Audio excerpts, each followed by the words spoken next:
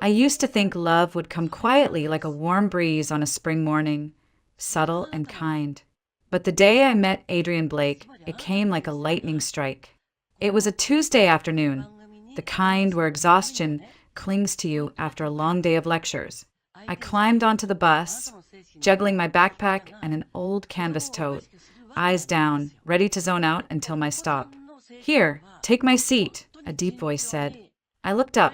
He stood there, tall, broad-shouldered, dressed in a charcoal gray coat that looked like it belonged on a magazine cover, not on public transit.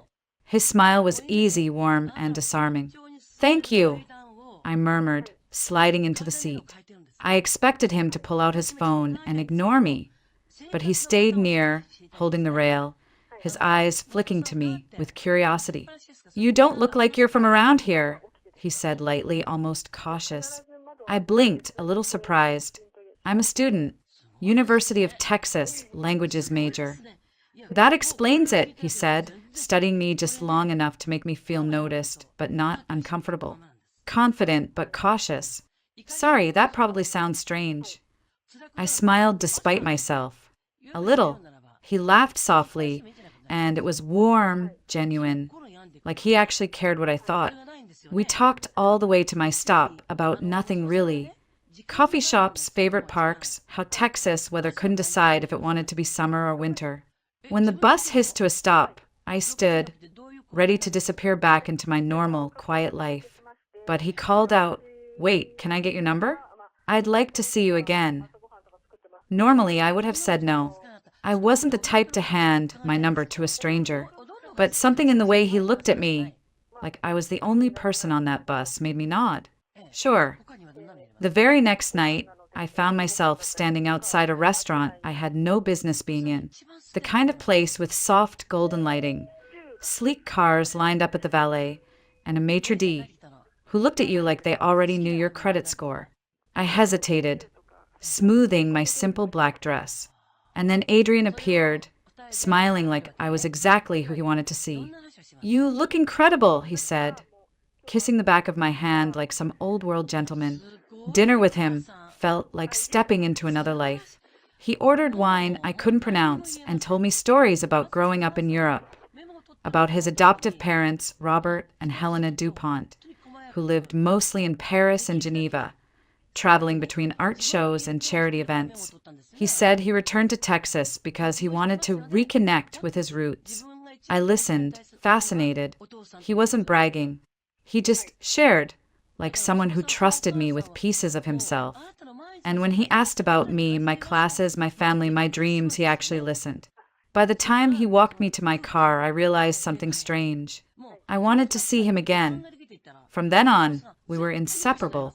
Study sessions turned into coffee dates. Coffee dates turned into weekend hikes, and weekend hikes turned into late-night phone calls that stretched until dawn. Adrian had this way of making me feel like I mattered, like I wasn't just another college student grinding through assignments and part-time work. He'd text me good morning before my alarm went off, and good night long after I'd fallen asleep. He made me laugh when I was stressed, brought me coffee on days I didn't think I could handle one more lecture, and once showed up at my apartment with flowers just because. It wasn't long before he started talking about the future. "You should meet my parents," he said one evening as we sat on the balcony of his downtown condo, the city lights glowing beneath us. "They'll love you. They've always wanted me to find someone special." I blinked, caught off guard by how fast everything was moving, but in a good way. "Are you sure? I mean, we've only been dating for long enough," he cut in with a grin. "Trust me, Sarah, you're different." No one had ever said that to me before, not like that. And I realized then how much I liked hearing it. For the first time in years, I let myself believe I could have a love that was safe and maybe even lasting. Before Adrian came along, my life was simple, maybe too simple. I grew up in a small town just outside Austin, the kind of place where everyone knew your name and most of your business. My childhood wasn't perfect, but it was honest and a little hard at times. My mom, Patricia, though everyone calls her Patty, was the kind of woman who could stretch $1 like magic. She worked long hours at the local grocery store, stocking shelves, running the register, doing whatever it took to keep food on our table. My dad left when I was 7. There were no phone calls, no birthday cards, just absence, like someone had cut a hole in our lives and left it there. Mom never said a bad word about him, but I could see how her eyes hardened whenever someone mentioned his name. She didn't have the luxury of bitterness. She had 2 daughters to raise, and she did it on her own. Then there was Jenna, my older sister by 3 years. She used to be my hero, confident, graceful, unstoppable. Jenna was a dancer, and not just any dancer. She was winning competitions, getting invited to regional showcases, and talking about moving to New York one day. Watching her perform was like watching someone fly. Then came the accident. A rainy evening, a slick road, and a driver who couldn't stop in time changed everything. Jenna's left leg took most of the impact. The doctors saved it, but her career, it was gone. She tried for months to push through, to keep dancing despite the pain, but eventually she quit. And then her fiancé left. He said all the right things. It's not you, it's me, and I just can't handle seeing you like this. But the truth was simpler. He didn't want a life with someone who couldn't dance anymore. Jenna retreated into herself after that. She stopped performing, stopped dating, stopped living in a way. Some days she was okay, joking and chatting like old times, but most days she stayed in her room with headphones on, pretending the world outside didn't exist. I think watching her go through that is what made me cautious about relationships. I told myself I was focusing on school, on working toward a degree in Spanish language and literature, but deep down I was just scared of giving someone that kind of power over me. Still, there was a part of me that longed for something real. Not just a fling, not just a boyfriend, but someone who saw me, who stayed. That's probably why Adrian felt like such a miracle. He stepped into my life with his easy smile and warm voice, and for the first time in years, I didn't feel weighed down by everything I'd seen go wrong. Mom noticed before anyone else. One Sunday, she set down her mixing spoon and stared at me. "You're smiling more lately," she said, half accusing, half teasing. "Is there a boy involved?" I wanted to deny it like I usually did when she pried, but instead I laughed and nodded. "Yeah, Mom, there's someone." She studied me for a long moment, like she was weighing whether to be happy or worried. Finally, she sighed and said softly, "Just promise me one thing, Sarah. Take care of your heart. It's worth more than you know." At the time, I thought she was just being protective. I didn't know how right she was. When Adrian invited me to dinner with his parents, I was nervous but also excited. Meeting someone's family meant something. It meant we weren't just casually dating anymore. It meant he was serious. "They're a little different," he said with a grin as he steered his car through winding roads. "Grew up in France, lived all over Europe. You'll like them." That word, different, echoed in my head all day. My roommate, Emily, gave me a strange piece of advice before I left. If they speak French, pretend you don't understand it. People say things when they think you can't follow along. I almost laughed. "Emily, I'm not fluent. I only took beginner French for my language elective." "Exactly. Don't let them know you understand even a little," she said, wagging a finger. "Just smile and nod. Trust me." So that's what I decided to do. The DuPont home looked like something out of an architectural magazine. Sleek modern lines softened by warm lighting, with framed European art lining the walls. Helena DuPont greeted us at the door, a tall, elegant woman with silver-streaked hair swept back into a perfect bun. Robert, her husband, followed, quiet but with an assessing look in his eyes that made me sit a little straighter. "Bienvenue," Helena said warmly, kissing Adrian on both cheeks before turning to me. "And you must be Sarah." I smiled, murmuring hello. Adrian quickly added, "She mostly speaks English, Mom." Helena's smile softened, but something in her eyes flickered. Interest? Amusement? I couldn't tell.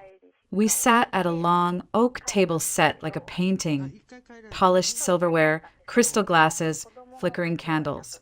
At first, everything felt almost perfect. Helena asked polite questions about school and family. Robert nodded along, occasionally adding a short comment. Adrian kept one hand resting lightly on mine, as if to remind me I belonged there. But then, midway through dessert, Helena glanced at her husband and switched to French. Elle voix smooth, deliberate. Elle ne sait pas pourquoi nous avons besoin d'elle, n'est-ce pas? She doesn't know why we need her, does she? My breath caught, but I kept my face blank, pretending I hadn't understood a word. Adrian answered quickly, also in French. Non, elle ne sait rien. No, she doesn't know a thing. Helena smiled faintly, taking another sip of wine, and turned the conversation back to English, complimenting my dress as if nothing unusual had happened. I forced a polite smile, but inside my heart was pounding. Need me? For what? The rest of dinner passed in a blur. I nodded when I was supposed to, smiled when it felt right, all while replaying those French words in my mind over and over. On the drive back, Adrian was cheerful, asking me what I thought of his parents. They're very sophisticated, I said carefully. He chuckled. Yeah, they can be intimidating. Don't take it personally. They've just lived in a different world for so long. I nodded, staring out the window, but I couldn't shake that feeling, like I'd just stepped into something I didn't understand. That night, lying in bed, I whispered the words I'd overheard under my breath. She doesn't know why we need her. Whatever that meant, it wasn't about love or acceptance or family. It was about me being useful to them somehow. And for the first time since I'd met Adrian, a cold thread of fear slipped through the warmth I felt for him. 2 weeks after that dinner, Adrian surprised me with an idea. Let's get away this weekend, he said, leaning casually against my kitchen counter. Just you and me. I booked a cabin out in the hill country. You could use a break. We both could. On the surface, it sounded perfect, quiet, romantic, far from school stress, and the echo of Helena's words still stuck in my head. I hesitated, but Adrian noticed and cupped my face gently. You've been tense lately. Let me take care of you for once. I nodded slowly. Okay, yeah, that sounds nice. The drive itself was beautiful. Rolling hills, wildflowers swaying in the warm Texas wind, and Adrian humming softly to the radio. He seemed completely at ease, like this was just another step in our relationship. I wanted to believe it. When we arrived, I stepped out and blinked at the view. The cabin looked like something from a travel magazine. Wood and stone wraparound porch, and beyond it, a shimmering lake reflecting the golden evening sun. Pretty amazing, huh? Adrian said, slipping an arm around my waist. Come on, let's unpack and start dinner. Inside, the place was even more luxurious. Fireplace, soft rugs, a kitchen already stocked. Adrian opened a bottle of red wine and poured me a glass. To us, he said with a warm smile. We talked, we laughed, we cooked together, and for a while I forgot about that nagging voice in my head. Until I noticed how often he refilled my glass. By the time I sat down, my head felt light. Adrian, I feel tired. My words came out thick, my vision tilting. He was by my side in an instant, lowering me gently onto the couch. Shoot, just rest, he whispered, his voice calm and oddly distant. I woke up to the smell of damp wood and something metallic. My head throbbed, and my hands wouldn't move. They were tied behind me. I was on a cold concrete floor in what looked like a basement. For a moment, I couldn't breathe. Then I heard Adrian's voice, calm and deliberate, from somewhere above. Yeah, she's ready. Everything's in place. A chill shot down my spine. She's ready? Ready for what? I twisted my wrists, wincing as the ropes cut into my skin. Adrian, what are you doing? My voice cracked, panicked. He appeared at the top of the stairs, descending slowly, his expression soft, almost tender but wrong. Sarah, you don't understand now, but you will. This is going to change your life. My heart pounded, so hard I thought I might pass out. Untie me. Adrian, please. Whatever this is, it isn't funny. He crouched in front of me, brushing a strand of hair from my face. Should trust me. Soon you'll thank me. And in that moment, staring at the man I thought I loved, I knew two things. He wasn't who I thought he was, and if I didn't get out, I might never get home again. The ropes dug into my wrists, burning with every movement, but I didn't care. Panic sharpened everything. My breathing, the cold floor beneath me, even the faint hum of crickets outside. Adrian's voice drifted from upstairs. Calm, steady. Yeah, she's ready. Everything's in place, no. She doesn't suspect a thing. My stomach twisted. She's ready? For what? I looked around the basement. A single dangling bulb cast pale light over the concrete walls. There, a rusty nail sticking from an old wooden doorframe. I shifted, inching toward it on my knees, praying the ropes didn't snap loud enough for him to hear. My pulse throbbed in my ears as I began rubbing the ropes against the nail. At first, nothing. Then a strand gave way, then another, until one hand slipped free. I froze, listening. Adrian was still talking upstairs. I untied the rest with trembling fingers, then moved to my ankles. My hands were slick with sweat, but finally the ropes fell away. The stairs were too risky. I turned to the small window near the ceiling. It was tight, but I shoved it open and crawled through, scraping my arms on the rough frame. Cold night air hit my face as I fell to the ground outside. I ran. Branches whipped my arms and face as I tore through the woods. Behind me, a shout split the night. Sarah, stop. It's not what you think. I didn't stop. My lungs burned, my legs screamed, but I kept running. Every snapping branch sounded like his footsteps closing in. Then, ahead, a light, faint but real. A cabin. I sprinted toward it, tripping on a root and hitting the ground hard before scrambling up again. Help! I screamed, pounding on the door. Please help me. The door swung open, and a man filled the frame, tall, broad, wearing a gray hoodie. Beside him, a Belgian Malinois growled low, muscles coiled to spring. What's going on? He demanded, eyes narrowing. Someone, he drugged me. Tied me up, he's coming, please. My voice cracked as tears spilled down my face. The man didn't hesitate. He stepped aside, pulling me in and snapping a command. Duke, watch! The dog bolted out, barking fiercely into the night. From somewhere behind us, Adrian cursed and retreated into silence. The man slammed the door, locking it. You're safe now, he said firmly, scanning me from head to toe. You're shaking. Sit down. I collapsed onto a worn leather chair, my body trembling uncontrollably as adrenaline drained out of me. Who tied you up? He asked, kneeling to look at the rope burns on my wrists. My boyfriend. Adrian Blake, I stammered. He's not who I thought he was, he said. He was helping me. But my voice trailed off as the reality hit me. I had trusted the wrong person, and it had nearly cost me everything. The man's jaw tightened. Name's Mark Bennett. I live out here, ex-army, now search and rescue. You're safe here. Thank you, I whispered, tears spilling again. First things first, we call the sheriff. He grabbed his phone and dialed, speaking quickly, efficiently.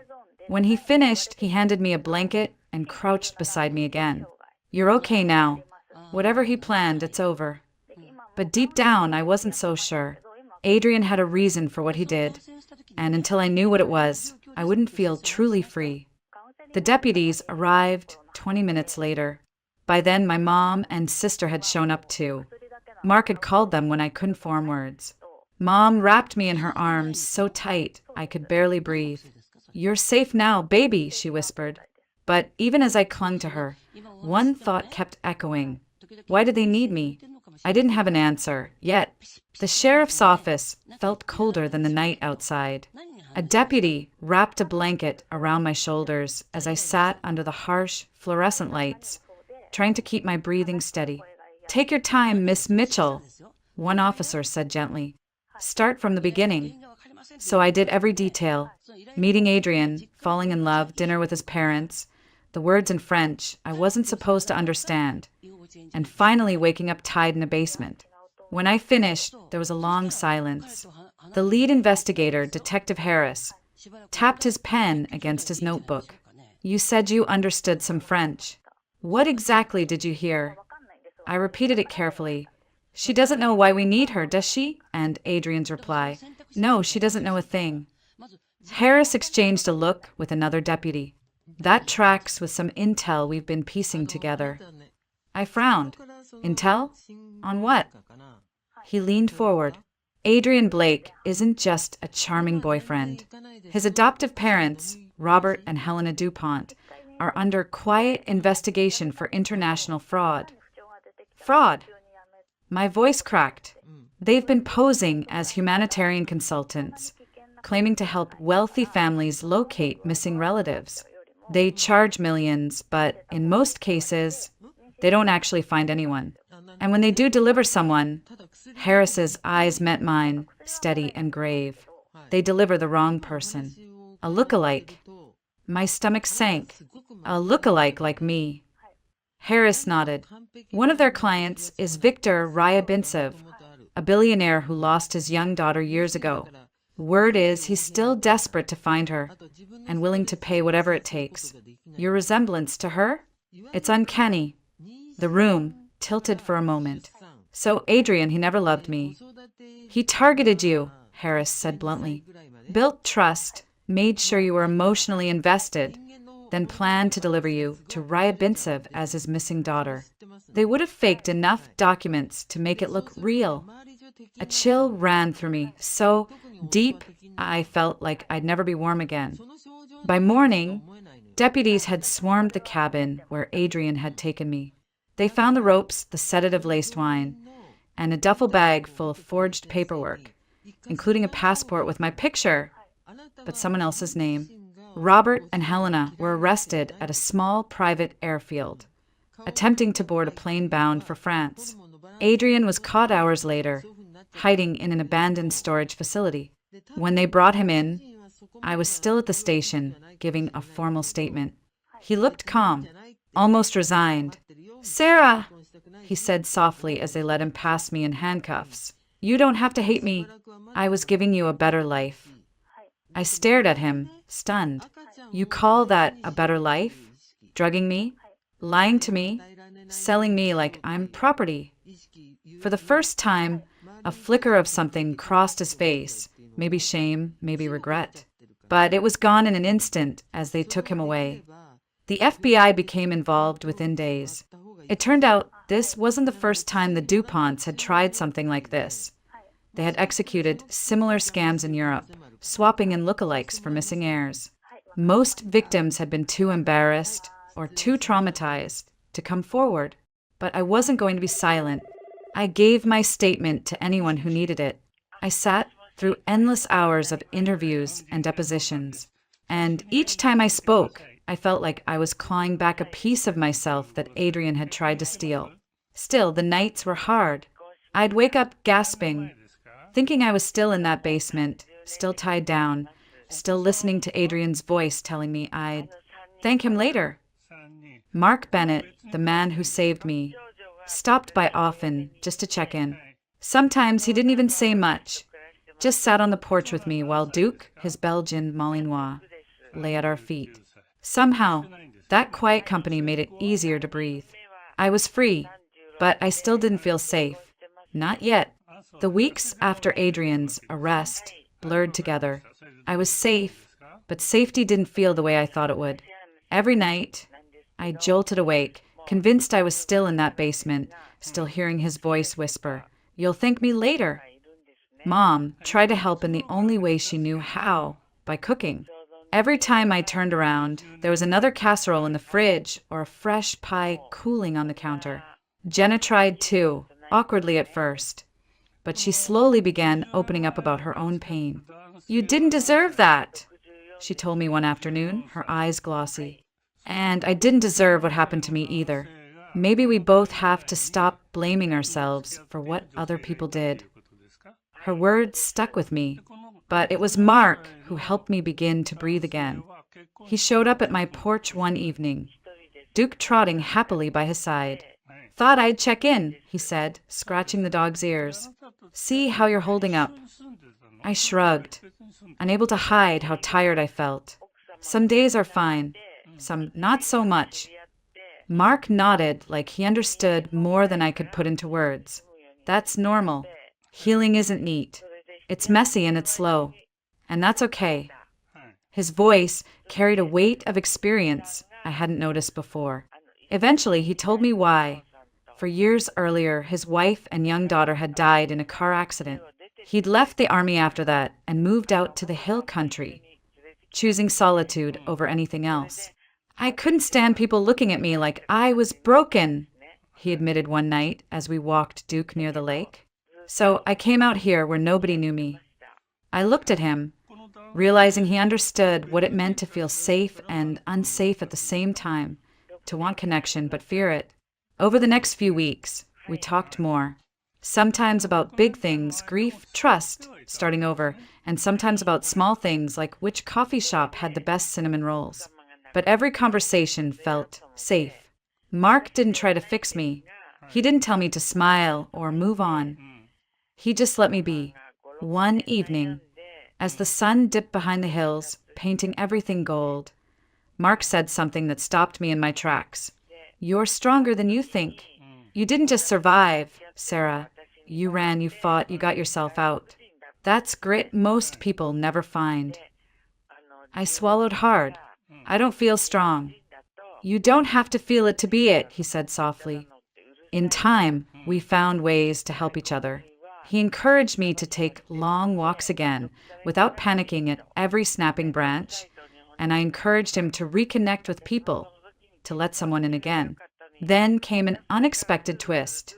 With help from Mark's old army contacts, we located Viktor Ryabintsev's real missing daughter, Julia.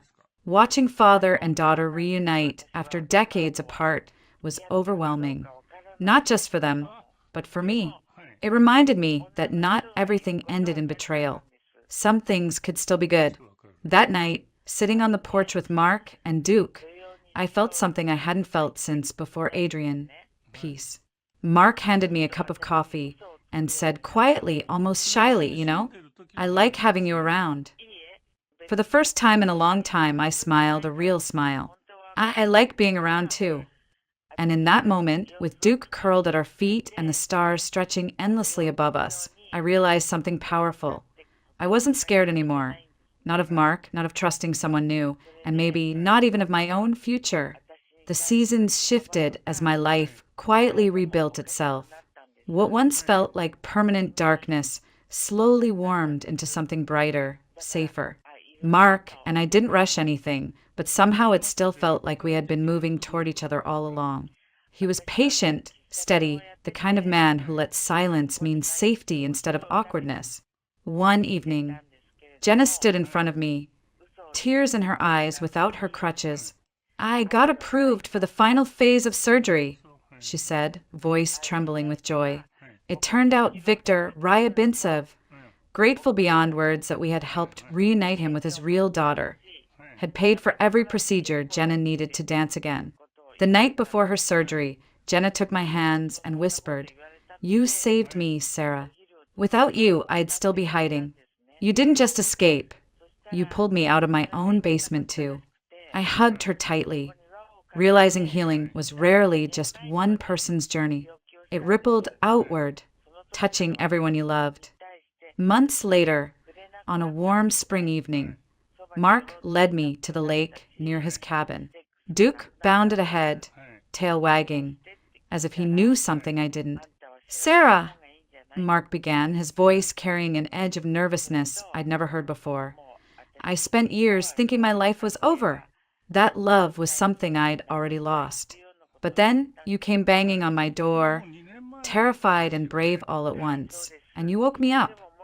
He pulled out a small velvet box, opening it to reveal a simple, elegant ring. I don't know what the future looks like, but I know I want to face it with you. Will you marry me? Tears blurred my vision as I whispered, yes. For a moment, everything stood still, the wind, the trees, even my own fear. Because in that moment, I wasn't broken. I was whole. We had a small wedding in Jenna's favorite dance studio, the one she had refused to step foot in for years. That day, she danced again, slow, careful, but radiant, with Mark and me watching through tears. And a month later, as Mark and I unpacked the last box in the small house he'd been building, I held a pregnancy test in my trembling hands. Positive. That night, I stood on our porch, staring at the stars over the Texas Hill Country, one hand resting on my stomach, and whispered, "We're okay now, we're safe." I had thought the world would always feel dangerous after what happened, that trust would always feel impossible. But I was wrong. Sometimes life breaks you open so something better can grow. And this life I almost lost was finally beautifully mine again.